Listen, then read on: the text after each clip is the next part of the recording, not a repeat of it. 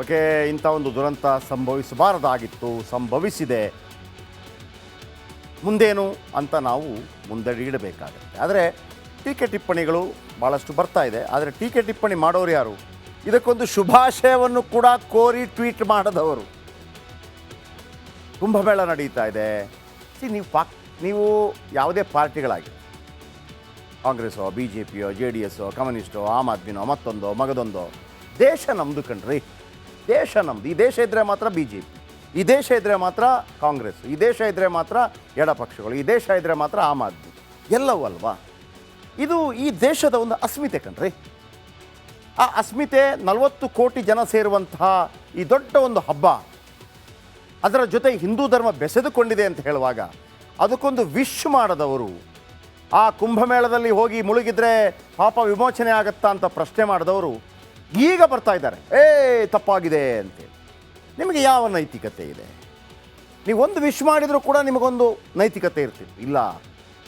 ಆಮೇಲೆ ನಾನು ನಿನ್ನೆ ಕೂಡ ಒಂದು ಕಥೆಯನ್ನು ಹೇಳ್ತಾ ಇದ್ದೆ, ಹೇಗಿರಬೇಕು ಇಂಥ ಸಂದರ್ಭಗಳು ಬಂದಾಗ ಅಂತ ಹೇಳಿದರೆ, ಗುಲಾಂ ನಬಿ ಆಜಾದ್ ಜಮ್ಮು ಕಾಶ್ಮೀರದ ಮುಖ್ಯಮಂತ್ರಿ ಆಗಿದ್ದಂಥವರು, ಅವರು ವಿದಾಯ ಭಾಷಣದಲ್ಲಿ ನರೇಂದ್ರ ಮೋದಿ ಒಂದು ಮಾತನ್ನು ಹೇಳ್ತಾರೆ.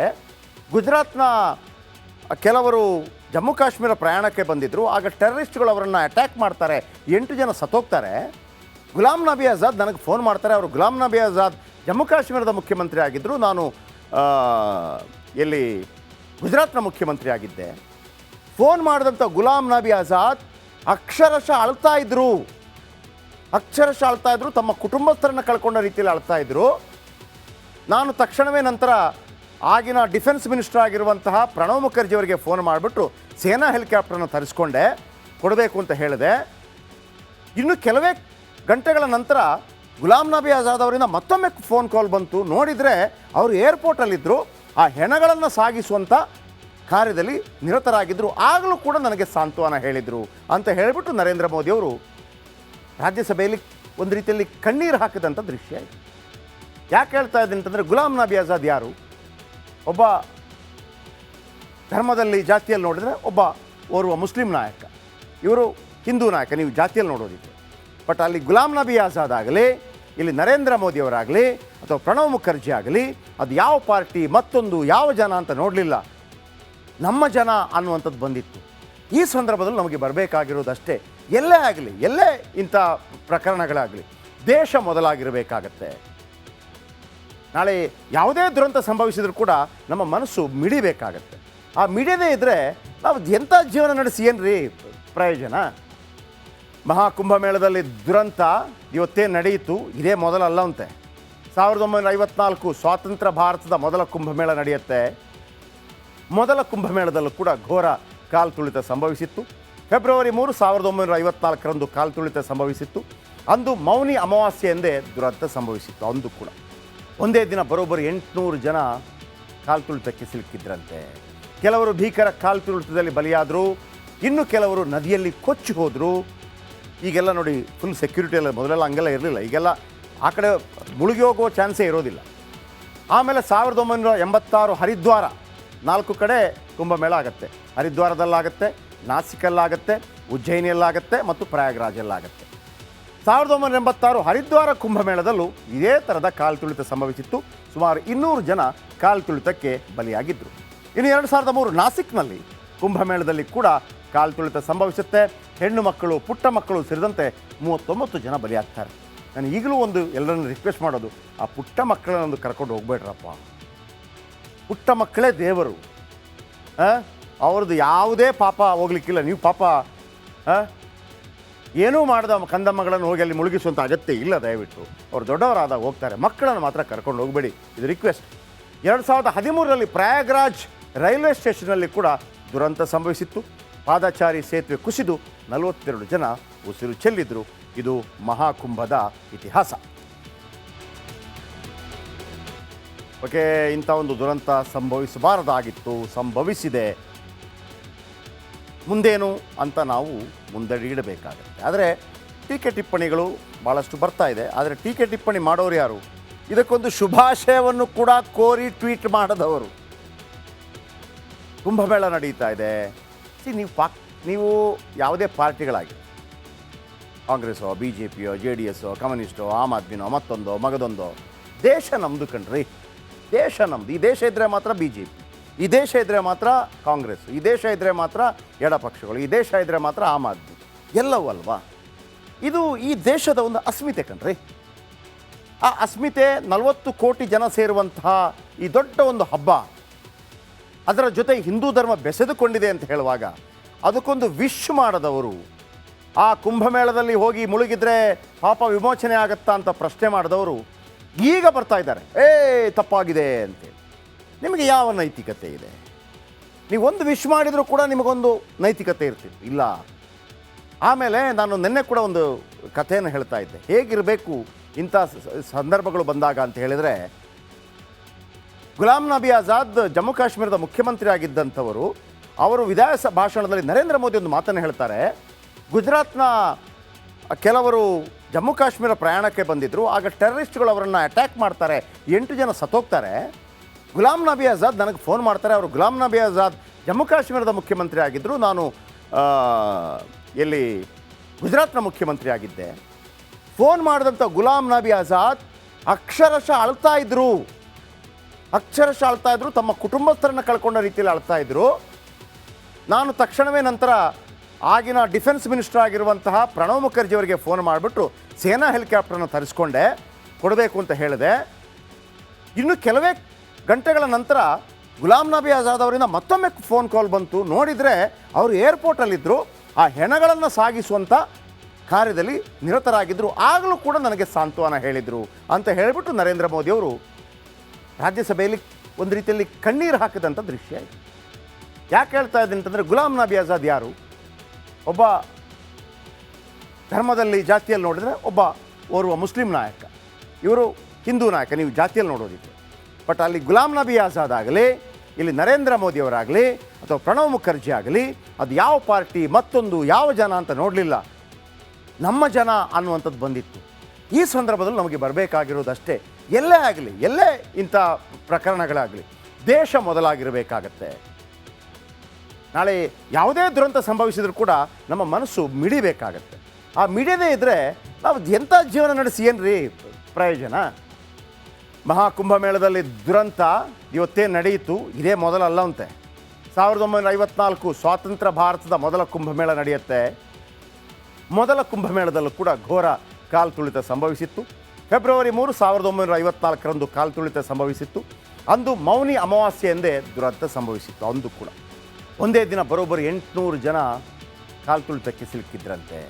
ಕೆಲವರು ಭೀಕರ ಕಾಲ್ತುಳಿತದಲ್ಲಿ ಬಲಿಯಾದರು, ಇನ್ನು ಕೆಲವರು ನದಿಯಲ್ಲಿ ಕೊಚ್ಚಿ ಹೋದರು. ಈಗೆಲ್ಲ ನೋಡಿ ಫುಲ್ ಸೆಕ್ಯೂರಿಟಿ ಎಲ್ಲ, ಮೊದಲೆಲ್ಲ ಹಂಗೆಲ್ಲ ಇರಲಿಲ್ಲ. ಈಗೆಲ್ಲ ಆ ಕಡೆ ಮುಳುಗಿ ಹೋಗೋ ಚಾನ್ಸೇ ಇರೋದಿಲ್ಲ. ಆಮೇಲೆ 1986 ಹರಿದ್ವಾರ, 4 ಕಡೆ ಕುಂಭಮೇಳ ಆಗುತ್ತೆ. ಹರಿದ್ವಾರದಲ್ಲಾಗುತ್ತೆ, ನಾಸಿಕಲ್ಲಾಗುತ್ತೆ, ಉಜ್ಜಯಿನಿಯಲ್ಲಾಗುತ್ತೆ ಮತ್ತು ಪ್ರಯಾಗ್ರಾಜಲ್ಲಾಗುತ್ತೆ. 1986 ಹರಿದ್ವಾರ ಕುಂಭಮೇಳದಲ್ಲೂ ಇದೇ ಥರದ ಕಾಲ್ತುಳಿತ ಸಂಭವಿಸಿತ್ತು. ಸುಮಾರು 200 ಜನ ಕಾಲ್ತುಳಿತಕ್ಕೆ ಬಲಿಯಾಗಿದ್ದರು. ಇನ್ನು 2003 ನಾಸಿಕ್ನಲ್ಲಿ ಕುಂಭಮೇಳದಲ್ಲಿ ಕೂಡ ಕಾಲ್ತುಳಿತ ಸಂಭವಿಸುತ್ತೆ. ಹೆಣ್ಣು ಮಕ್ಕಳು, ಪುಟ್ಟ ಮಕ್ಕಳು ಸೇರಿದಂತೆ 39 ಜನ ಬಲಿಯಾಗ್ತಾರೆ. ನಾನು ಈಗಲೂ ಒಂದು ಎಲ್ಲರನ್ನು ರಿಕ್ವೆಸ್ಟ್ ಮಾಡೋದು, ಆ ಪುಟ್ಟ ಮಕ್ಕಳನ್ನೊಂದು ಕರ್ಕೊಂಡು ಹೋಗ್ಬೇಡ್ರಪ್ಪ. ಪುಟ್ಟ ಮಕ್ಕಳೇ ದೇವರು, ಅವ್ರದ್ದು ಯಾವುದೇ ಪಾಪ ಹೋಗ್ಲಿಕ್ಕಿಲ್ಲ. ನೀವು ಪಾಪ ಏನೂ ಮಾಡಿದ ಕಂದಮ್ಮಗಳನ್ನು ಹೋಗಿ ಅಲ್ಲಿ ಮುಳುಗಿಸುವಂಥ ಅಗತ್ಯ ಇಲ್ಲ. ದಯವಿಟ್ಟು ಅವ್ರು ದೊಡ್ಡವರಾದಾಗ ಹೋಗ್ತಾರೆ, ಮಕ್ಕಳನ್ನು ಮಾತ್ರ ಕರ್ಕೊಂಡು ಹೋಗಬೇಡಿ, ಇದು ರಿಕ್ವೆಸ್ಟ್. 2013ರಲ್ಲಿ ಪ್ರಯಾಗ್ರಾಜ್ ರೈಲ್ವೆ ಸ್ಟೇಷನ್ನಲ್ಲಿ ಕೂಡ ದುರಂತ ಸಂಭವಿಸಿತ್ತು. ಪಾದಚಾರಿ ಸೇತುವೆ ಕುಸಿದು 42 ಜನ ಉಸಿರು ಚೆಲ್ಲಿದ್ರು. ಇದು ಮಹಾಕುಂಭದ ಇತಿಹಾಸ. ಓಕೆ, ಇಂಥ ಒಂದು ದುರಂತ ಸಂಭವಿಸಬಾರದಾಗಿತ್ತು, ಸಂಭವಿಸಿದೆ. ಮುಂದೇನು ಅಂತ ನಾವು ಮುಂದಡಿಯಿಡಬೇಕಾಗತ್ತೆ. ಆದರೆ ಟೀಕೆ ಟಿಪ್ಪಣಿಗಳು ಭಾಳಷ್ಟು ಬರ್ತಾ ಇದೆ. ಆದರೆ ಟೀಕೆ ಟಿಪ್ಪಣಿ ಮಾಡೋರು ಯಾರು? ಇದಕ್ಕೊಂದು ಶುಭಾಶಯವನ್ನು ಕೂಡ ಕೋರಿ ಟ್ವೀಟ್ ಮಾಡದವರು. ಕುಂಭಮೇಳ ನಡೀತಾ ಇದೆ. ನೀವು ಯಾವುದೇ ಪಾರ್ಟಿಗಳಾಗಿ, ಕಾಂಗ್ರೆಸ್ಸೋ ಬಿ ಜೆ ಪಿಯೋ ಜೆ ಡಿ ಎಸ್ಸೋ ಕಮ್ಯುನಿಸ್ಟೋ ಆಮ್ ಆದ್ಮಿನೋ ಮತ್ತೊಂದೋ ಮಗದೊಂದೋ, ದೇಶ ನಮ್ಮದು ಕಣ್ರಿ, ದೇಶ ನಮ್ಮದು. ಈ ದೇಶ ಇದ್ದರೆ ಮಾತ್ರ ಬಿ ಜೆ ಪಿ, ಈ ದೇಶ ಇದ್ದರೆ ಮಾತ್ರ ಕಾಂಗ್ರೆಸ್, ಈ ದೇಶ ಇದ್ದರೆ ಮಾತ್ರ ಎಡಪಕ್ಷಗಳು, ಈ ದೇಶ ಇದ್ದರೆ ಮಾತ್ರ ಆಮ್ ಆದ್ಮಿ. ಎಲ್ಲವೂ ಅಲ್ವಾ? ಇದು ಈ ದೇಶದ ಒಂದು ಅಸ್ಮಿತೆ ಕಣ್ರಿ. ಆ ಅಸ್ಮಿತೆ 40 ಕೋಟಿ ಜನ ಸೇರುವಂತಹ ಈ ದೊಡ್ಡ ಒಂದು ಹಬ್ಬ, ಅದರ ಜೊತೆ ಹಿಂದೂ ಧರ್ಮ ಬೆಸೆದುಕೊಂಡಿದೆ ಅಂತ ಹೇಳುವಾಗ ಅದಕ್ಕೊಂದು ವಿಶ್ ಮಾಡದವರು, ಆ ಕುಂಭಮೇಳದಲ್ಲಿ ಹೋಗಿ ಮುಳುಗಿದ್ರೆ ಪಾಪ ವಿಮೋಚನೆ ಆಗತ್ತಾ ಅಂತ ಪ್ರಶ್ನೆ ಮಾಡಿದವರು ಈಗ ಬರ್ತಾ ಇದ್ದಾರೆ, ತಪ್ಪಾಗಿದೆ ಅಂತೇಳಿ. ನಿಮಗೆ ಯಾವ ನೈತಿಕತೆ ಇದೆ? ನೀವೊಂದು ವಿಶ್ ಮಾಡಿದರೂ ಕೂಡ ನಿಮಗೊಂದು ನೈತಿಕತೆ ಇರ್ತಿತ್ತು, ಇಲ್ಲ. ಆಮೇಲೆ ನಾನು ನಿನ್ನೆ ಕೂಡ ಒಂದು ಕಥೆಯನ್ನು ಹೇಳ್ತಾ ಇದ್ದೆ, ಹೇಗಿರಬೇಕು ಇಂಥ ಸಂದರ್ಭಗಳು ಬಂದಾಗ ಅಂತ ಹೇಳಿದರೆ, ಗುಲಾಂ ನಬಿ ಆಜಾದ್ ಜಮ್ಮು ಕಾಶ್ಮೀರದ ಮುಖ್ಯಮಂತ್ರಿ ಆಗಿದ್ದಂಥವರು, ಅವರು ವಿಧಾನ ಭಾಷಣದಲ್ಲಿ ನರೇಂದ್ರ ಮೋದಿ ಒಂದು ಮಾತನ್ನು ಹೇಳ್ತಾರೆ. ಗುಜರಾತ್ನ ಕೆಲವರು ಜಮ್ಮು ಕಾಶ್ಮೀರ ಪ್ರಯಾಣಕ್ಕೆ ಬಂದಿದ್ದರು, ಆಗ ಟೆರರಿಸ್ಟ್ಗಳು ಅವರನ್ನು ಅಟ್ಯಾಕ್ ಮಾಡ್ತಾರೆ, 8 ಜನ ಸತ್ತೋಗ್ತಾರೆ. ಗುಲಾಂ ನಬಿ ಆಜಾದ್ ನನಗೆ ಫೋನ್ ಮಾಡ್ತಾರೆ. ಅವರು ಗುಲಾಂ ನಬಿ ಆಜಾದ್ ಜಮ್ಮು ಕಾಶ್ಮೀರದ ಮುಖ್ಯಮಂತ್ರಿ ಆಗಿದ್ದರು, ನಾನು ಎಲ್ಲಿ ಗುಜರಾತ್ನ ಮುಖ್ಯಮಂತ್ರಿ ಆಗಿದ್ದೆ. ಫೋನ್ ಮಾಡಿದಂಥ ಗುಲಾಂ ನಬಿ ಆಜಾದ್ ಅಕ್ಷರಶಃ ಅಳ್ತಾ ಇದ್ರು, ತಮ್ಮ ಕುಟುಂಬಸ್ಥರನ್ನು ಕಳ್ಕೊಂಡ ರೀತಿಯಲ್ಲಿ ಅಳ್ತಾ ಇದ್ರು. ನಾನು ತಕ್ಷಣವೇ ನಂತರ ಆಗಿನ ಡಿಫೆನ್ಸ್ ಮಿನಿಸ್ಟರ್ ಆಗಿರುವಂತಹ ಪ್ರಣವ್ ಮುಖರ್ಜಿ ಅವರಿಗೆ ಫೋನ್ ಮಾಡಿಬಿಟ್ಟು ಸೇನಾ ಹೆಲಿಕಾಪ್ಟರ್ನ ತರಿಸ್ಕೊಂಡೆ, ಕೊಡಬೇಕು ಅಂತ ಹೇಳಿದೆ. ಇನ್ನು ಕೆಲವೇ ಗಂಟೆಗಳ ನಂತರ ಗುಲಾಂ ನಬಿ ಆಜಾದ್ ಅವರಿಂದ ಮತ್ತೊಮ್ಮೆ ಫೋನ್ ಕಾಲ್ ಬಂತು. ನೋಡಿದರೆ ಅವರು ಏರ್ಪೋರ್ಟಲ್ಲಿದ್ದರು, ಆ ಹೆಣಗಳನ್ನು ಸಾಗಿಸುವಂಥ ಕಾರ್ಯದಲ್ಲಿ ನಿರತರಾಗಿದ್ದರು. ಆಗಲೂ ಕೂಡ ನನಗೆ ಸಾಂತ್ವನ ಹೇಳಿದರು ಅಂತ ಹೇಳಿಬಿಟ್ಟು ನರೇಂದ್ರ ಮೋದಿಯವರು ರಾಜ್ಯಸಭೆಯಲ್ಲಿ ಒಂದು ರೀತಿಯಲ್ಲಿ ಕಣ್ಣೀರು ಹಾಕಿದಂಥ ದೃಶ್ಯ ಇದೆ. ಯಾಕೆ ಹೇಳ್ತಾ ಇದ್ದೀನಿ ಅಂತಂದರೆ, ಗುಲಾಂ ನಬಿ ಆಜಾದ್ ಯಾರು? ಒಬ್ಬ ಧರ್ಮದಲ್ಲಿ ಜಾತಿಯಲ್ಲಿ ನೋಡಿದರೆ ಓರ್ವ ಮುಸ್ಲಿಂ ನಾಯಕ, ಇವರು ಹಿಂದೂ ನಾಯಕ, ನೀವು ಜಾತಿಯಲ್ಲಿ ನೋಡೋದಿದೆ. ಬಟ್ ಅಲ್ಲಿ ಗುಲಾಂ ನಬಿ ಆಜಾದ್ ಆಗಲಿ, ಇಲ್ಲಿ ನರೇಂದ್ರ ಮೋದಿಯವರಾಗಲಿ ಅಥವಾ ಪ್ರಣವ್ ಮುಖರ್ಜಿ ಆಗಲಿ, ಅದು ಯಾವ ಪಾರ್ಟಿ, ಮತ್ತೊಂದು ಯಾವ ಜನ ಅಂತ ನೋಡಲಿಲ್ಲ, ನಮ್ಮ ಜನ ಅನ್ನುವಂಥದ್ದು ಬಂದಿತ್ತು. ಈ ಸಂದರ್ಭದಲ್ಲಿ ನಮಗೆ ಬರಬೇಕಾಗಿರೋದಷ್ಟೇ, ಎಲ್ಲೇ ಆಗಲಿ, ಎಲ್ಲೇ ಇಂಥ ಪ್ರಕರಣಗಳಾಗಲಿ, ದೇಶ ಮೊದಲಾಗಿರಬೇಕಾಗತ್ತೆ. ನಾಳೆ ಯಾವುದೇ ದುರಂತ ಸಂಭವಿಸಿದರೂ ಕೂಡ ನಮ್ಮ ಮನಸ್ಸು ಮಿಡಿಬೇಕಾಗತ್ತೆ. ಆ ಮಿಡಿಯದೇ ಇದ್ದರೆ ನಾವು ಎಂಥ ಜೀವನ ನಡೆಸಿ ಏನ್ರಿ ಪ್ರಯೋಜನ? ಮಹಾಕುಂಭಮೇಳದಲ್ಲಿ ದುರಂತ ಇವತ್ತೇ ನಡೆಯಿತು, ಇದೇ ಮೊದಲಲ್ಲವಂತೆ. 1954 ಸ್ವಾತಂತ್ರ್ಯ ಭಾರತದ ಮೊದಲ ಕುಂಭಮೇಳ ನಡೆಯುತ್ತೆ. ಮೊದಲ ಕುಂಭಮೇಳದಲ್ಲೂ ಕೂಡ ಘೋರ ಕಾಲ್ತುಳಿತ ಸಂಭವಿಸಿತ್ತು. ಫೆಬ್ರವರಿ 3, 1954ರಂದು ಕಾಲ್ತುಳಿತ ಸಂಭವಿಸಿತ್ತು. ಅಂದು ಮೌನಿ ಅಮಾವಾಸ್ಯೆ ಎಂದೇ ದುರಂತ ಸಂಭವಿಸಿತ್ತು. ಅಂದು ಕೂಡ ಒಂದೇ ದಿನ ಬರೋಬ್ಬರಿ 800 ಜನ ಕಾಲ್ತುಳಿತಕ್ಕೆ ಸಿಲುಕಿದ್ರಂತೆ. ಕೆಲವರು ಭೀಕರ ಕಾಲ್ತುಳಿತದಲ್ಲಿ ಬಲಿಯಾದರು, ಇನ್ನು ಕೆಲವರು ನದಿಯಲ್ಲಿ ಕೊಚ್ಚಿ ಹೋದರು. ಈಗೆಲ್ಲ ನೋಡಿ ಫುಲ್ ಸೆಕ್ಯೂರಿಟಿ ಎಲ್ಲ, ಮೊದಲೆಲ್ಲ ಹಂಗೆಲ್ಲ ಇರಲಿಲ್ಲ. ಈಗೆಲ್ಲ ಆ ಕಡೆ ಮುಳುಗಿ ಹೋಗೋ ಚಾನ್ಸೇ ಇರೋದಿಲ್ಲ. ಆಮೇಲೆ 1986 ಹರಿದ್ವಾರ, 4 ಕಡೆ ಕುಂಭಮೇಳ ಆಗುತ್ತೆ. ಹರಿದ್ವಾರದಲ್ಲಾಗುತ್ತೆ, ನಾಸಿಕಲ್ಲಾಗುತ್ತೆ, ಉಜ್ಜಯಿನಿಯಲ್ಲಾಗುತ್ತೆ ಮತ್ತು ಪ್ರಯಾಗ್ರಾಜಲ್ಲಾಗುತ್ತೆ. 1986 ಹರಿದ್ವಾರ ಕುಂಭಮೇಳದಲ್ಲೂ ಇದೇ ಥರದ ಕಾಲ್ತುಳಿತ ಸಂಭವಿಸಿತ್ತು. ಸುಮಾರು 200 ಜನ ಕಾಲ್ತುಳಿತಕ್ಕೆ ಬಲಿಯಾಗಿದ್ದರು. ಇನ್ನು 2003 ನಾಸಿಕ್ನಲ್ಲಿ ಕುಂಭಮೇಳದಲ್ಲಿ ಕೂಡ ಕಾಲ್ತುಳಿತ ಸಂಭವಿಸುತ್ತೆ. ಹೆಣ್ಣು ಮಕ್ಕಳು, ಪುಟ್ಟ ಮಕ್ಕಳು ಸೇರಿದಂತೆ 39 ಜನ ಬಲಿಯಾಗ್ತಾರೆ. ನಾನು ಈಗಲೂ ಎಲ್ಲರನ್ನು ರಿಕ್ವೆಸ್ಟ್ ಮಾಡೋದು, ಆ ಪುಟ್ಟ ಮಕ್ಕಳನ್ನೊಂದು ಕರ್ಕೊಂಡು ಹೋಗ್ಬೇಡ್ರಪ್ಪ. ಪುಟ್ಟ ಮಕ್ಕಳೇ ದೇವರು, ಅವ್ರದ್ದು ಯಾವುದೇ ಪಾಪ ಹೋಗ್ಲಿಕ್ಕಿಲ್ಲ. ನೀವು ಪಾಪ ಏನೂ ಮಾಡಿದ ಕಂದಮ್ಮಗಳನ್ನು ಹೋಗಿ ಅಲ್ಲಿ ಮುಳುಗಿಸುವಂಥ ಅಗತ್ಯ ಇಲ್ಲ. ದಯವಿಟ್ಟು ಅವ್ರು ದೊಡ್ಡವರಾದಾಗ ಹೋಗ್ತಾರೆ, ಮಕ್ಕಳನ್ನು ಮಾತ್ರ ಕರ್ಕೊಂಡು ಹೋಗಬೇಡಿ, ಇದು ರಿಕ್ವೆಸ್ಟ್.